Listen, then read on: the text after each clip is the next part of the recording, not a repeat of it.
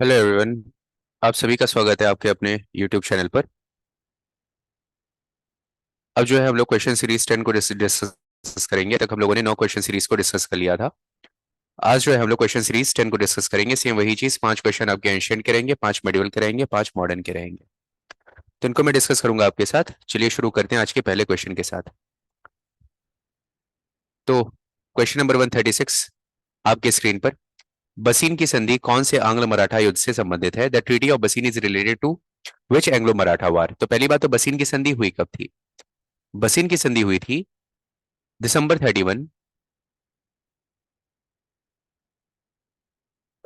दिसंबर 31 1802 में बसीन की संधि हुई थी।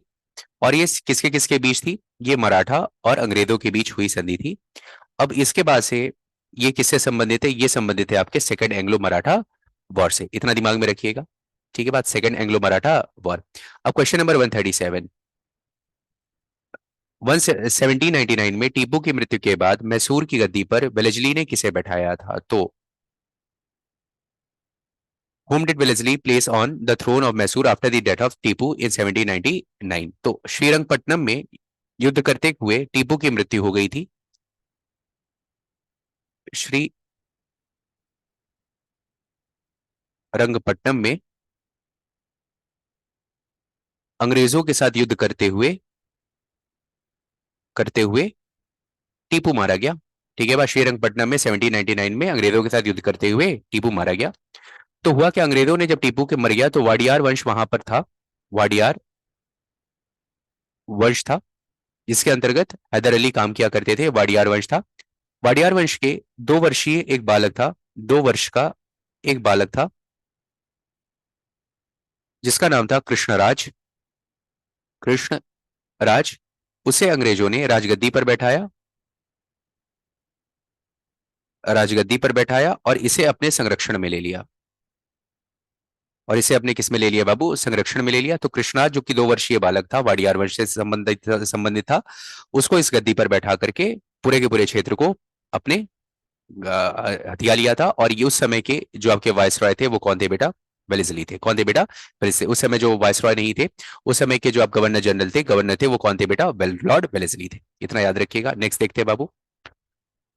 किस एक्ट के द्वारा ऑल इंडिया फेडरेशन तथा प्रांतीय स्वायत्ता का प्रथा स्थापित हुई थी? ये तो बहुत ही कॉमन क्वेश्चन है, कई बार आपको करवा चुका हूं। प्रांत में स्वायत्ता की अगर बात करते हैं और डायरकी सिस्टम को इस केंद्र में इंट्रोड्यूस किया गया था गवर्नमेंट ऑफ इंडिया एक्ट 1935 के द्वारा। प्रीवियस क्वेश्चन में ही है।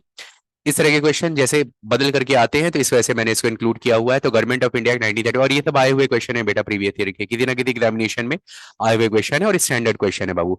किस एक्ट के द्वारा ऑल इंडिया फेडरेशन तथा प्रांतीय स्वायत्ता की स्थापना हुई थी? ऑल इंडिया फेडरेशन की स्थापना हुई थी और प्लस प्रांतीय स्वायत्ता मतलब जो प्रांत थे उनको इंडिपेंडेंसी दे दी गई थी, अपने तरफ के कानून बनाने के लिए स्वायत्ता दे दी गई थी। और जो डायरकी सिस्टम जो 1919 में मॉन्टेक चेम्सफोर्ड रिफॉर्म के द्वारा प्रांतों में इंट्रोड्यूस किया गया था, उसे हटा करके केंद्र में लगा दिया गया था। कब की बात हो रही है? गवर्नमेंट ऑफ इंडिया 1935 की बात हो रही है। चलिए नेक्स्ट क्वेश्चन देखते हैं बाबू। Question number 139। क्वेश्चन नंबर 139 की बात करते हैं तो पिट का इंडिया एक्ट किसके दोषों को सुधारने के लिए स्वीकृत किया गया था? Pitt's India Act was pass to rectified the wrongs of. देखो, पिट्स इंडिया एक्ट जो आया था उस समय जो ब्रिटेन के प्राइम मिनिस्टर थे उनका नाम था विलियम पिट। विलियम पिट। ठीक है बात। विलियम पिट उस समय के प्राइम मिनिस्टर थे ब्रिटेन के, उनके द्वारा लाया गया था। और इससे पहले जो कानून आ रखा था वो था आपका रेगुलेटिंग एक्ट। कौन सा एक्ट आ रखा था बेटा? Regulating act. तो रेगुलेटिंग एक्ट की जो दोष थे उनको हटाने के लिए पिट्स इंडिया एक्ट को पारित किया गया था। तो पिट्स इंडिया एक्ट उस समय के प्राइम मिनिस्टर विलियम पिट्स के द्वारा लाया गया था, इसीलिए इसको पिट्स इंडिया एक्ट कहा जाता है। तो रेगुलेटिंग एक्ट के दोषों को दूर करने के लिए लाया गया था। और रेगुलेटिंग एक्ट कब आया था? 1773 में आया था रेगुलेटिंग एक्ट। ठीक है बात। Next question, question number 140। Salbai के संधि के समय कौन गवर्नर जनरल था? तो सालबाई की संधि की अगर बात करते हैं तो सालबाई की संधि हुई किसके किसके बीच में थी और कब हुई थी? तो सालबाई की संधि हुई थी 17 मई 1782 को। 17 मई 1782 को किसके किसके मध्य हुई थी? मराठा और अंग्रेजों के मध्य हुई थी। मराठा और अंग्रेजों के मध्य हुई थी। ठीक है, सालबाई की संधि। तो यही पूछ रहा है, जो मराठा और अंग्रेजों के बीच में जो सालबाई की संधि हुई थी उस समय गवर्नर जनरल कौन था? तो उस समय के गवर्नर जनरल थे लॉर्ड हेस्टिंग्स। कौन थे बेटा? वो हेस्टिंग्स थे। ठीक है बात। और इसमें जो ये सालबाई की संधि हुई थी, इसे मध्यस्थता सिंधिया ने करवाई थी। सिंधिया लोगों ने अंग्रेजों और मराठों के बीच मध्यस्थ की भूमिका निभाई थी, ये भी दिमाग में आप लोगों को रखना है। तो सालबाई की संधि 17 मई 1782 को हुई थी मराठा और अंग्रेजों के बीच में। उस समय जो आपके गवर्नर जनरल थे वो कौन थे? लॉर्ड वेलेस्ली, सॉरी हेस्टिंग्स थे। ठीक है बात। अब यहां से आपका शुरू हो जाता है मेडिवल हिस्ट्री। अब क्वेश्चन नंबर 141, मोहम्मद तुगलक ने अपनी राजधानी दिल्ली से देवगिरी कब बदली थी? तो आपको पता है कि मोहम्मद तुगलक बहुत ही पढ़ा लिखा विद्वान था, परंतु प्रैक्टिकल नॉलेज में बिल्कुल शून्य था। तो उसके उस एक तरह से समझिए कुछ उसने योजनाएं बनाई थी। उन योजनाओं में एक था कि अपनी राजधानी को दिल्ली से देवगिरी में परिवर्तित, देवगिरी शिफ्ट करना है, और देवगिरी का नाम इसने बदल करके रखा था दौलताबाद। दौलताबाद रखा था, या फिर जब राजधानी परिवर्तित कर रहा था तो दौलताबाद की जगह इसका एक और नाम रखा था, कुबातुल कुबातुल इस्लाम। कुबातुल इस्लाम। तो ये दोनों नाम किसके हैं बाबू? देवगिरी के हैं। ये दोनों नाम याद रखेंगे, दौलताबाद या फिर कुबातुल इस्लाम। ठीक है बात। देवगिरी के नाम थे और मोहम्मद बिन तुगलक के द्वारा रखा गया था। तो ये पूछ रहा है कि दिल्ली से देवगिरी कब बदली गई थी राजधानी? तो दिल्ली से देवगिरी बदली गई थी 1326 से लेकर के 27 के मध्य में। तो 1327 यहाँ पर ऑप्शन सही है, तो 1327 हो जाएंगे। तो राजधानी परिवर्तित करने की घोषणा 1326 में हुई थी और 1327 में तक ये चली थी योजना। तो 1327 तक, 1327 इसका सही जवाब है। समझ में आ गई बात? तो दौलताबाद या फिर कुबातुल इस्लाम देवगिरी का ही नाम है, और ये किसने करवाया था? मोहम्मद बिन तुगलक ने, तुगलक वंश का शासक था। ठीक है। क्वेश्चन नंबर 142, भारत में घोड़ों को दागने की प्रथा किसने प्रारंभ की थी? भारत में घोड़ों को दागने की प्रथा प्लस हुलिया की प्रथा, जो आप ड्रेस कोड जानते हो, ये सब शुरू करने वाला था अलाउद्दीन खिलजी। कौन था बेटा? अलाउद्दीन खिलजी था। ठीक है बात। अलाउद्दीन खिलजी था। अब इसने क्या क्या शुरू किया था बेटा? मार्केट कंट्रोल सिस्टम तो आप लोगों को पढ़ा ही चुका हूं। घोड़े को दागने की प्रथा, घोड़े को दागने की प्रथा, दागने की प्रथा। ठीक है बात। और हुलिया प्रथा। हुलिया, हुलिया मतलब होता है जो ड्रेस कोड होता है, हुलिया प्रथा इसने शुरू किया था। जो सैनिकों का ड्रेस कोड होगा वो हुलिया प्रथा में आता है। और घोड़े को दागने की प्रथा होता क्या था कि जब भी युद्ध का समय आता था, तो जैसे मान लो कि अलाउद्दीन खिलजी हैं और एक मैं हूं। ठीक है बात। मैं पहुंचा इनके दरबार में, मैंने कहा मुझे सेना में भर्ती होना है। वेरी गुड, हो जाओ भर्ती, बहुत बढ़िया बात है। ये लो घोड़ा। एक अच्छी नस्ल का घोड़ा मुझे दे दिया जाता था और मैं लेकर के उसको वापस आ गया। ठीक है बात, वापस आ गया। अब मैंने क्या किया? उस घोड़े को बेच दिया किसी अन्य को। ठीक है बात। अच्छे दाम में, क्योंकि अच्छे नस्ल का घोड़ा था तो अच्छे दाम मुझे मिल गए उसके। ठीक है बात। अच्छे दाम का मैंने, मुझे क्या मिल गया बेटा? पैसा मिल गया। और मैंने कम रेट में कोई एक घोड़ा ले लिया। घोड़ा रेट में जो गंदी, जो खराब नस्ल का था, उस घोड़ा ले लिया। अब जब अलाउद्दीन खिलजी या फिर जब भी युद्ध का समय आता था, तो जब बुलाया जाता था, अब मुझे बुलाया जाएगा कि आओ मेरे साथ, अब युद्ध का समय है, युद्ध लड़ना है, तो अब मैं आऊंगा अपना घोड़ा लेकर के।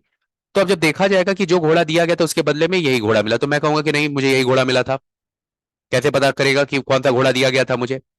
तो इसके लिए क्या किया गया था? इन घोड़े को जो दिया जा रहा था उसको दाग दिया जा रहा था। उसको क्या किया? जो सल्तनत के घोड़े हुआ करते थे उनको दाग दिया जाता था, जिससे पता चल जाता था। हुलिया प्रथा, हुलिया प्रथा से ये पता चल जाता था कि कौन सा आदमी किस डिपार्टमेंट में है।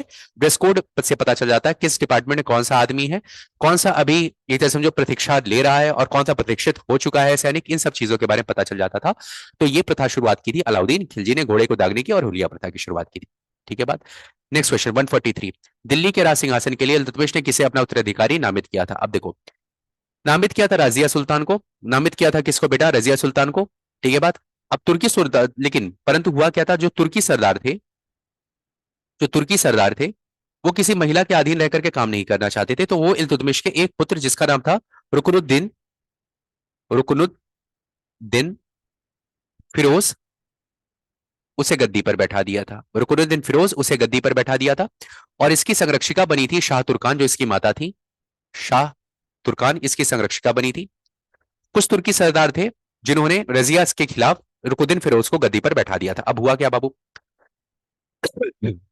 रजिया ने विरोध किया और कुछ अन्य तुर्की सरदारों की सहायता लेकर के वो गद्दी को प्राप्त कर लेती हैं। समझ में आ गई बात? तो कुछ अन्य तुर्की सरदारों की सहायता लेकर के, प्लस लोगों की सहायता लेकर के, लोगों से बात करके वो क्या करती हैं? गद्दी को वापस पा लेती हैं। रुकुद्दीन फिरोज का समय जो रहता है बहुत ही कम रहता है। ठीक है बात। तो रजिया को ही डिक्लेयर किया था इल्तुतमिश ने अपना उत्तराधिकारी। ठीक है। क्वेश्चन नंबर 144, दिल्ली में सुल्तानगढ़ी का निर्माण किसने करवाया था? सुल्तानगढ़ी एक बाबू मकबरा है। सुल्तानगढ़ी क्या है बेटा? मकबरा है। मकबरा है। सुल्तानगढ़ी क्या है बेटा? सुल्तानगढ़ी पे मकबरा है। और आप कह सकते हो भारत का सबसे पहला मकबरा है ये। भारत का सबसे पहला मकबरा कौन सा है बेटा? सुल्तानगढ़ी का मकबरा है। ये बनवाया था इल्तुतमिश ने। इल्तुतमिश ने बनवाया था अपने पुत्र की याद में, नसरुद्दीन महमूद, नसीरुद्दीन महमूद, जो कि इसका पुत्र था। इसकी मृत्यु हो गई थी बेटा, तो उसकी याद में इसने मकबरा बनवाया था। कहां पर बनवाया था? सुल्तानगढ़ी में बनवाया था। किसने बनवाया था? इल्तुतमिश ने बनवाया था। इसीलिए इल्तुतमिश को बोला जाता है मकबरा, भारत में मकबरा शैली का जनक। ठीक है बात, मकबरा शैली का जनक। और कब बनवाया था बेटा? 1231 में। 1231 में सुल्तानगढ़ी का मकबरा बनवाया था इल्तुतमिश ने अपने पुत्र नसरुद्दीन महमूद की याद में। समझ में आ गई बात? उसकी मृत्यु हो जाती है युद्ध के दौरान। बहुत अच्छा, मतलब उसका सबसे अच्छा पुत्र था। इसी के बाद रजिया को इसने डिक्लेयर किया था, नहीं तो अगर ये जीवित रहता तो यही बनता। निम्न में से गुलाम वंश का सुल्तान नहीं था। Who was among was the not sultan of slave dynasty? गुलाम वंश का कौन सा इसमें सुल्तान नहीं था? तो इसमें है कैकुकाबाद है, कुतुबुद्दीन मुबारक शाह है, रुकुद्दीन फिरोज है, अलाउद्दीन मसूद शाह है। तो देखो, कैकुकाबाद थे गुलाम वंश के शासक, रुकुद्दीन फिरोज बिल्कुल थे, अलाउद्दीन मसूद शाह भी थे। तो कौन नहीं थे बेटा? ये कुतुबुद्दीन मुबारक शाह जो आप देख रहे हो ये नहीं थे। कुतुबुद्दीन मुबारक शाह जो था ये अलाउद्दीन खिलजी का बेटा था, और ये जो था आपके खिलजी वंश का शासक था, खिलजी वंश का शासक था।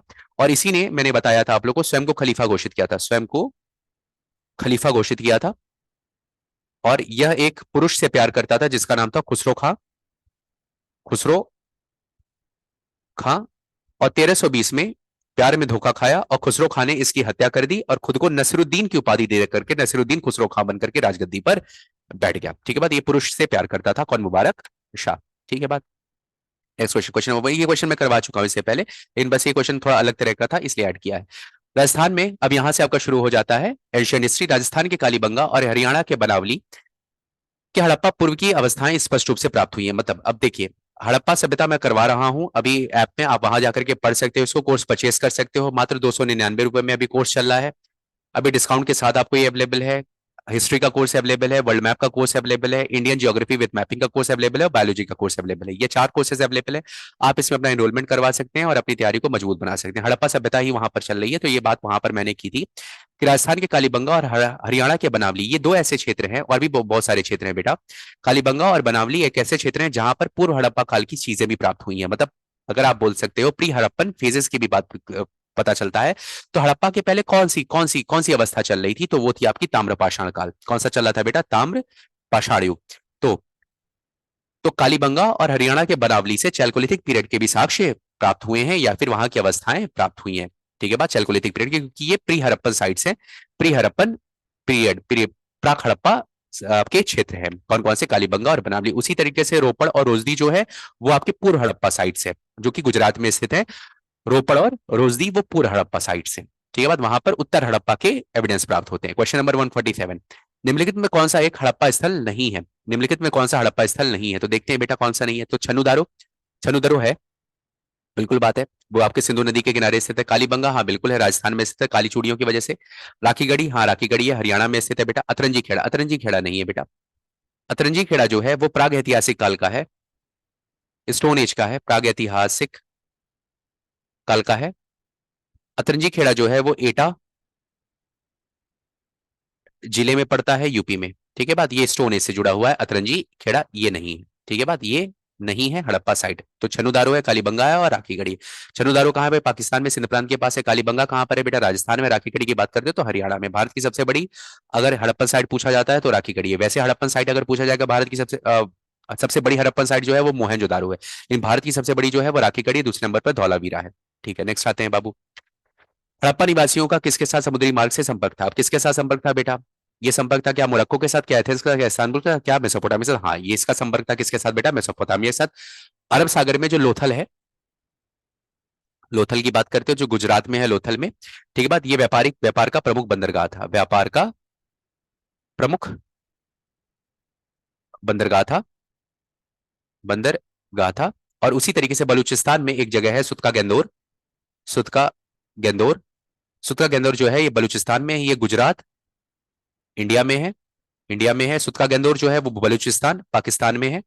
ये भी पोर्ट सिटी थी, ये भी क्या थी बेटा? पोर्ट सिटी थी। और ये भी प्रमुख बंदरगाह था, प्रमुख बंदरगाह था, बंदरगाह गाथा। मकरान तट पर स्थित है कौन सा सूत का गेंदोर। ठीक है बात। Question number 149। 149 क्या कहता है बेटा, निम्नलिखित में से किस राज्य में हड़प्पा कालीन अवशेष प्राप्त नहीं हुए हैं। किसमें से प्राप्त नहीं हुए, तो देखो पंजाब से, उत्तर प्रदेश से, तमिलनाडु, गुजरात से। तो कहां से नहीं प्राप्त हुए बेटा, तमिलनाडु से। दक्षिण भारत में, साउथ इंडिया में कोई भी हड़प्पा का अवशेष नहीं पाया गया था। अगर आप इसके विस्तार की बात करते हो तो सुतका गेंदोर जो बलूचिस्तान है वहां से लेकर के आलमगीर यूपी में, और उसके बाद जम्मू कश्मीर ऊपर आप जो मांडा से लेकर के नीचे दैमाबाद महाराष्ट्र तक है, दैमाबाद महाराष्ट्र तक है। तो यहां पर है सुतका गेंदोर, सुतका गेंदोर। यहां पर है आलमगीरपुर, आलमगीरपुर। यहां पर है मांडा, और यहां पर है दैमाबाद, दैमाबाद। ये इसका विस्तार है। तो महाराष्ट्र, वेस्टर्न यूपी, बलूचिस्तान, मांडा और अफगानिस्तान, इन सारे क्षेत्रों में ये फैला हुआ था। साउथ इंडिया में कोई भी अवशेष प्राप्त नहीं हुए हैं। तो कहां से नहीं मिले हैं बेटा, तमिलनाडु से प्राप्त नहीं हुए। पंजाब से, हाँ पंजाब से मिले हैं। उत्तर प्रदेश, हाँ मिले हुए हैं। गुजरात, हाँ मिले हुए, गुजरात में बहुत मिले हैं। पंजाब में भी मिले हैं बेटा। ठीक है बात। क्वेश्चन नंबर 150, आज का लास्ट क्वेश्चन। सिंधु घाटी सभ्यता की खोज किस वर्ष में हुई थी। सिंधु घाटी सभ्यता की खोज 1921 में, 1921 में दयाराम साहनी जी के द्वारा, जब John Herbert Marshall, John Marshall या फिर John Herbert Marshall Archaeological Survey of India के अध्यक्ष थे, उसी समय दयाराम साहनी जी के द्वारा, राय बहादुर दयाराम साहनी जी के द्वारा इस क्षेत्र की खुदाई की गई थी। तो 1921 में इसकी खोज हुई थी।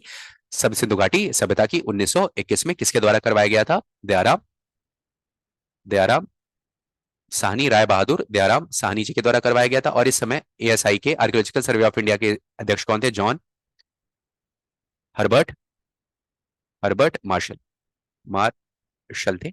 जॉन हर्बर्ट, जॉन मार्शल जिसको आप कहते हो। तो 1921 में आर्कियोलॉजिकल सर्वे ऑफ इंडिया के गवर्नर थे, उन्हीं की अध्यक्षता में दयाराम साहनी जी ने इसकी खुदाई करवाई थी। ठीक है बात। तो इसके साथ आपका ये क्वेश्चन सीरीज 10 कंप्लीट हो जाता है। अगर आपको लेक्चर सीरीज पसंद आ रही है बेटा, तो प्लीज इसे शेयर करें, लाइक करें, सब्सक्राइब करें, और बेल आइकन को दबा दबा दें, जिससे आपको नोटिफिकेशन मिलता रहे। और अपने दोस्तों के साथ भी शेयर करें बेटा। ठीक है, मेहनत बहुत करता हूँ आप लोगों के लिए, आप ही लोगों के लिए मेहनत कर रहा हूँ, तो थोड़ा सा उसका मुझे रिवॉर्ड मिलना चाहिए। ठीक है, चलिए इसके साथ अपने बॉडी को विराम देता हूँ। मिलते हैं अगले लेक्चर में। Thank you.